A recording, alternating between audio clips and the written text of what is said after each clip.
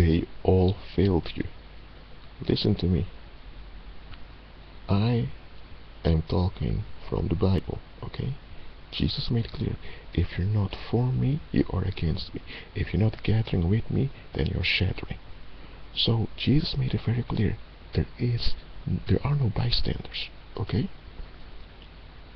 And this is in the absolute sense, okay? Someone is either cooperating with the Lord, or they are fighting against the Lord. They may not know Satan, they may not even believe Satan exists, they may not even believe in the existence of demonic principalities, they may not even be involved with, magic and sorcery and all of that. That's not necessary. If they are not born again, then they belong to the other camp and they need to be saved. And if they've resisted salvation, then they have confirmed, because before they resisted the gospel, they were unaware, so they still had to be informed. But now they are informed and they are resisting, they are willingly lost. Okay, and that's a very bad place to be. And about you, some of you were severely abused and molested when you were a kid, and also while growing up, and you feel as if everyone betrayed you by not preventing it or standing on your behalf. Now I need to tell you, you are right. They all failed you. Yes, they did. They failed you. They wanted to protect their private life and their private enjoyments, which aren't real enjoyments, but they wanted to secure their illusions, so they were glad that evil happened to you and not to them. And because they were so cowardly to stand up for what is right, they now want you to blame yourselves that they won't have to face themselves. Now listen to me, they all failed you. I do not care which other bad decisions you've made, which bad decisions you made after you've grown up, okay? Even if you made your own bad decisions afterwards, when you were vulnerable, it was their obligation to stand up for you. I don't care whether they knew you or not. They're living on earth, and the earth belongs to the Lord, so we're all accountable to the Lord Jesus. We are. So they have no excuse at all. When you were vulnerable, you weren't aware of it, and they were, it was their responsibility to stand up for you. If you didn't want to accept the truth, it was different, but even then they had the responsibility. They did it, so they failed you. So they are blameworthy, period. There are no bystanders, people. They aren't, really. So that's why, stop making excuses for people that reject reality, people that don't want natural responsibility. You are either gathering with Jesus Christ or you're scattering. It's one of the two.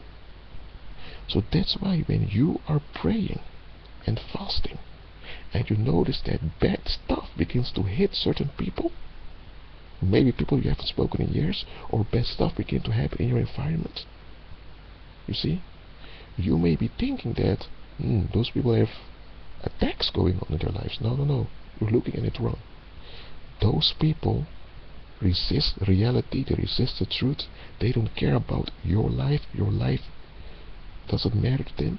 The lives of other people don't matter to them. They just want to live their self-centered, I would say they want to remain in their self-centered universe, and everybody else can die for their part. They don't care. It's all about them.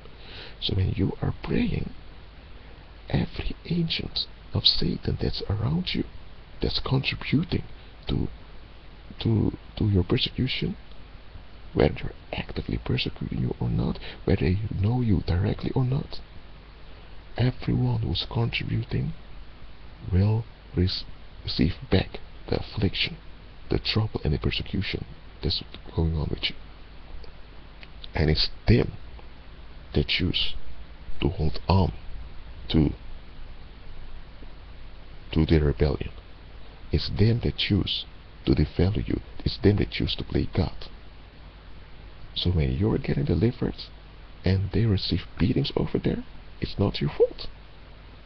Because when you were being molested, when you was perishing, and they didn't care, they just, oh, okay. If it was them, they would have got rid of you a long time ago. So listen, when you are being delivered from what?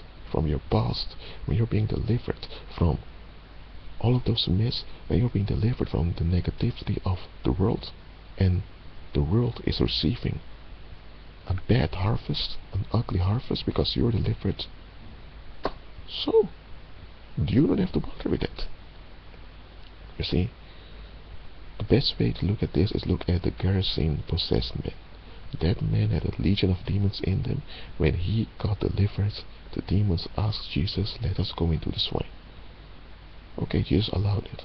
The demons entered into the swine and made like 2,000 swine drown into the lake. That was a huge economic loss for that community over there. But that was not all. Now they were forced to face themselves. So that's why they became afraid, and they compelled Jesus to leave them alone, to leave their area. Jesus left. However, some people would say Jesus shouldn't have done that. You should have stayed. No, Jesus did what was the right thing. They decided, even in spite of evidence, to hold on to their narcissism. So now they have to endure all the ugliness that comes with it. They all failed you, and they choose to fail you, and they keep on failing you. So don't make excuses for them. Okay? Well, this being said, you all, I'm going to take a shower soon. It's a very warm day today, 23 degrees Celsius. So enjoy your day, guys. Be at peace.